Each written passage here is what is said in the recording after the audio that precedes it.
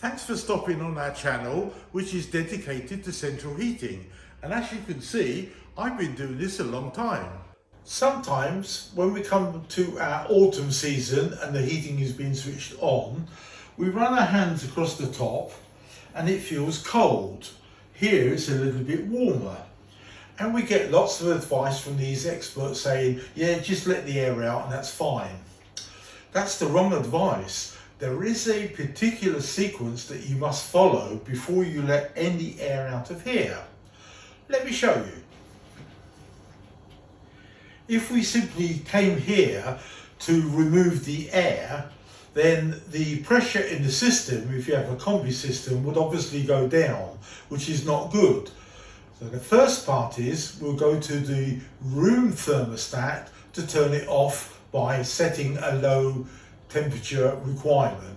16 for a digi, 5 for an analog, which I'll show you in a few minutes. The second thing we need to do is to make sure that the pump is stopped is by switching the boiler off. Waiting until the pump stops, because if it's super hot, you could have a situation of pump overrun. We can't stop it, we can't change it. We just have to wait for the boiler thermostat to bring the temperature down below 59 degrees. Once we've achieved that, then we can come and have a look at the radiator and let the air out. If you have a Combi boiler, brilliant, because there's a gauge, a water pressure gauge. We need to be starting from 1, maybe 1.2 at the most. So as we let the air out of here, the pressure in the boiler and the system will then decrease. And we're going to need to top that up. And I've made a small video how to do that, sequence from 1 to 1. So it's going to be room stat off, boiler off, and then we can vent the radiator. All we need is some kitchen roll, tissue paper, and a radiator key. So we'll put this under here, and then with the radiator key, we just gently turn it open until we see water, as we do. Gently turn it off, don't be too heavy-handed, mop it up, and now this radiator is full. You may have another radiator, second radiator that also wants doing. So why does this happen? Well, this is basically to do with the pipe work. There's too much 15 mil, not enough 22, and it's a case of balancing. So that's why you get the odd one that keeps venting and venting and venting. So the way to do it is to rebalance the system, paying special attention to this one or the other one if there is a second one. Just open up the lock shield, the return valve, so more water stays in here and is allowed. And also, what will happen is if the pressure is too high on a Combi system, 1.5 bar or more, or 1.5 atmosphere or more for my Euro friends, that pump will create air bubbles which will go through the system. And because the installers put lots of thin 15 mil pipe, it will go racing towards this radiator and the air bubbles will obviously go to the top. And that's why we have air in the top of the radiator. To solve the problem, we simply open up the lock shield, as I said earlier, and hopefully that will slow down the problem. But the basic situation is too much 15 mil, not enough 22.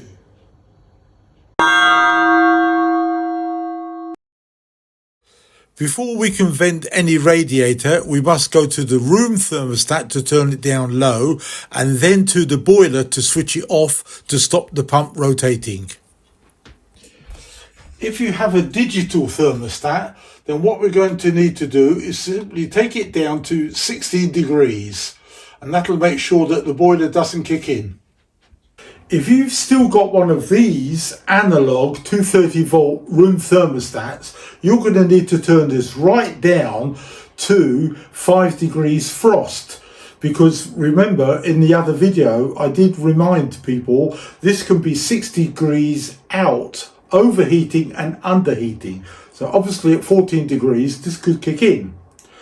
I think it was around the year 2000 when Europe banned analog 230 volt room thermostats in place of open therm and digital. This company, Honeywell Home, Danfoss and Drayton, makes some amazing low running cost digital thermostats. So check them out. As always, the boiler manufacturer makes the best compatible controls. But after that, it's going to be Danfoss, Drayton, Honeywell Home, open therm or digital. If you have a Combi boiler, there'll be a water gauge. We want to make sure that we know where we're starting from. So on an intergas boiler, we simply press the off button and we can see here we've got 1 bar, which is perfect because there are 10 large radiators on this system and it doesn't need any more than that. So now we know that when we vent that radiator, then this number will go down to 0 point something, and then we need to top it back up to 1 bar. The reason that we have to have the pump off and stopped is because we want stagnant water here in the radiator and in the system. Because if I was to open this valve with the pump on, it would suck air into this radiator and then around the system, which obviously would be counterproductive. And that's the reason why we have to turn the boiler off, make sure the pump has stopped. Then we can come back to the radiator, kitchen towel, put the valve into here, the bleed radiator key. Once we see water, then we can turn it off gently, mop up the residue, return to the boiler, top up as necessary back to 1 bar, switch it on to constant, turn up the room thermostat, and then the whole system will be fully bled and vented and ready to go. So if we look at this one on this side, we can see on this one here, it's around about 28 degrees. If we go to the top, there we are, it's dropped right down here to 23. So therefore, we've got lots of air.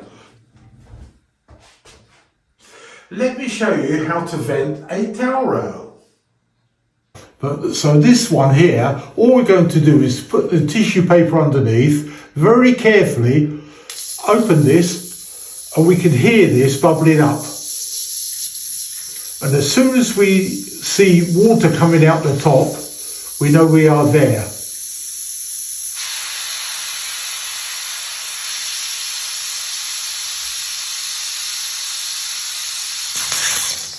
There we go. Just gently turn it off. Don't be too heavy-handed on that. Gently turn it off. This radiator is now filled. As predicted, we've obviously lost our pressure down to there, which is fine, but no problem. So recheck your gauge. So now we're just going to top up the boiler until it gets to 1 bar, and then we can switch off. The boiler's set, and then we'll switch the system back on, turn the room thermostat up, and the system goes back to normal working mode. So thanks for watching this. If you've got any comments, please leave them below, and don't forget to subscribe and like our channel.